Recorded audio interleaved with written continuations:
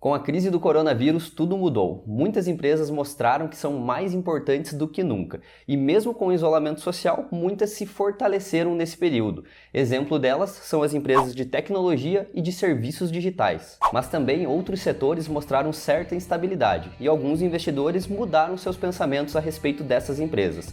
Estamos falando dos tradicionais bancões, que eram tidos como rochas, por conta da alta lucratividade. Mas agora, depois dessa pandemia, será que esses bancos, investir em bancos ainda é uma oportunidade ou agora nós corremos um determinado risco?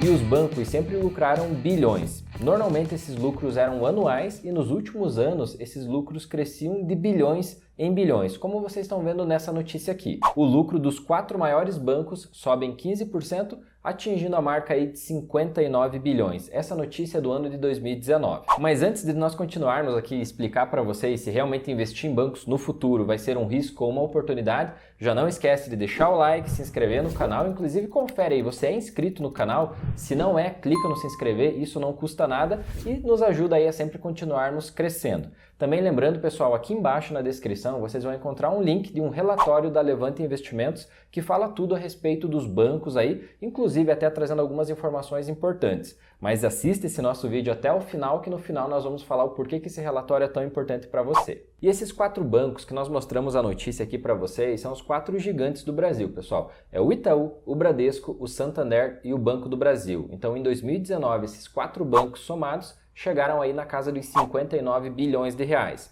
Lógico que em 2020 esse lucro diminuiu porque nós tivemos a entrada do coronavírus, então todo o mercado sofreu com essa crise mundial. Mas um ponto que chama atenção é que todos esses bancos, além de apresentarem todos esses lucros crescentes na casa dos bilhões de reais, também foram sempre destaques por pagar dividendos. E se você não sabe o que são dividendos, dividendos é parte do lucro de uma empresa que é distribuído entre os acionistas, mesmo que esse acionista seja minoritário, seja um pequeno investidor. Resumo, se uma pessoa tem uma única ação de um banco, ela vai sim receber dividendos, porque os dividendos são pagos por ação. E por todos esses motivos que eu acabei de falar para vocês, a questão da lucratividade ser sempre constante e crescente, os bancos serem bons pagadores de dividendos, isso trazia muita confiança aos bancos e muitos investidores gostavam do banco e do setor, o setor financeiro para se investir.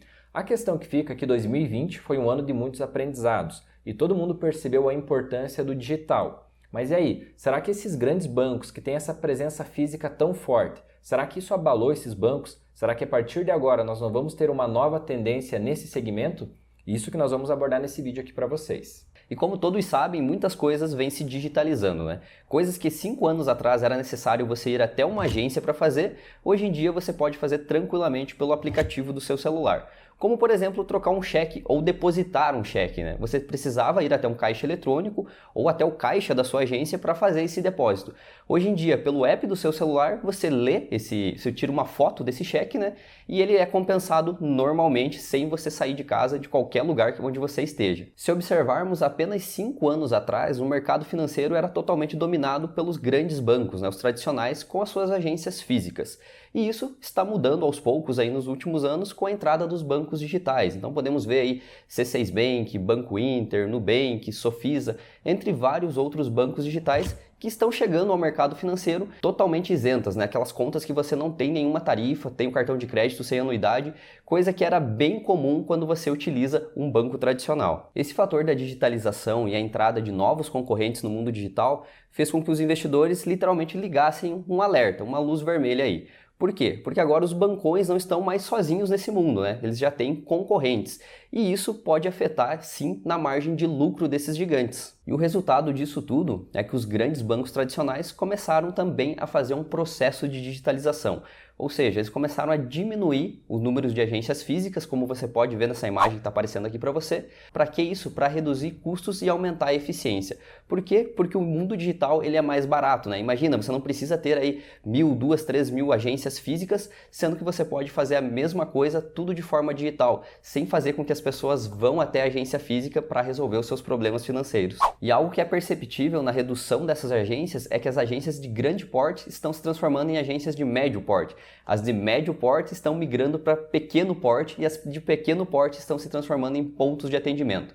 E aquelas que eram somente um ponto de atendimento simplesmente estão deixando de existir, fazendo com que haja uma redução no número de funcionários, né, e uma redução nos custos. Mas em contrapartida, você ganha um serviço digital mais completo e seguro também. E uma certeza que nós temos é que os bancões já entenderam o recado. Eles já entenderam que o futuro é digital e já começaram a trilhar suas estratégias para que o físico se transforme em digital. E a prova disso é esses números que nós já trouxemos para vocês, redução do número de funcionários, redução no número de agências, tudo forçando para que o cliente vá para o digital. Então qualquer problema hoje, quem sabe você nem consiga mais resolver na agência, você vai resolver através do site ou através do seu app, né? Já existem gerentes virtuais em uma sede digital, onde você consegue até mesmo marcar reuniões fora do horário do banco para poder conversar com o seu gerente e poder tirar dúvidas. Então isso mostra como os bancos já estão se estruturando para que esse futuro realmente seja atendido e eles estejam, né, preparados aí para atender todo mundo nesse modo digital. E agora o ponto de análise é se realmente isso significa que os bancos tradicionais vão deixar de existir ou será que os bancos digitais, os novos aí, será que vão realmente engolir os bancos tradicionais e dominar o mercado? Bem, o que você acha aí, Eduardo?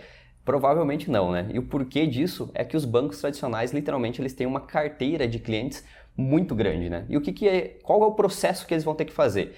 É pegar esses clientes e trazer para o mundo digital, né? Informatizar eles, né? Talvez seja um processo um pouco demorado, mas está tudo ali, né? Já está na base deles. A diferença é que um banco digital, quando ele surge, ele tem que conquistar, agariar novos clientes a todo momento, né? Mostrar que ele é uma instituição boa, saudável, para atrair esses clientes. Já o banco tradicional não, né? Tipo, veja só, quanto tempo faz que ele está aí nesse meio, ele só vai ter que fazer essa transformação para o mundo digital. É isso aí. Até outro ponto é a questão das margens, né? Muitas pessoas aí se perguntam, tá, mas se as margens vão diminuir, significa que vai ter menos lucro, então não vale a pena mais investir em bancos tradicionais. E nós temos que entender, pessoal, que os bancos tradicionais, por eles terem toda essa estrutura física, eles têm um custo gigantesco. E automaticamente, se ele vai reduzir a presença física, isso traz redução nos custos também. Então, aumenta a eficiência. Ou seja, quem sabe realmente os lucros se mantenham ou até diminuam com o tempo, porém se os custos conseguirem diminuir, ele vai trazer aí a mesma eficiência e isso acaba equiparando os múltiplos e aí não significa que podemos falar assim, um desastre pelo fato só do mundo ter se tornado digital, o banco deixou de crescer bilhões e bilhões o lucro, se ele conseguiu também reduzir os custos. Isso é um ponto muito importante de análise. Perfeita explicação, Cleiton. E vale lembrar que aqui embaixo tem um relatório da Levante Investimentos com preço teto para Banco do Brasil e Itaúsa. Então, se você quer ver a recomendação dos analistas para saber se ainda vale a pena investir nessas duas instituições financeiras, faz o download aqui que é totalmente de graça e você vai ter bastante essas informações aí. É isso aí, pessoal. E aí, deixaram o like no vídeo? Não esquece de deixar o like, isso sempre nos ajuda. Se não é inscrito, se inscreve no canal e continua acompanhando aqui que vocês sabem que o Você Investidor é o lugar certo do investidor iniciante. Nos vemos no próximo vídeo. Até mais!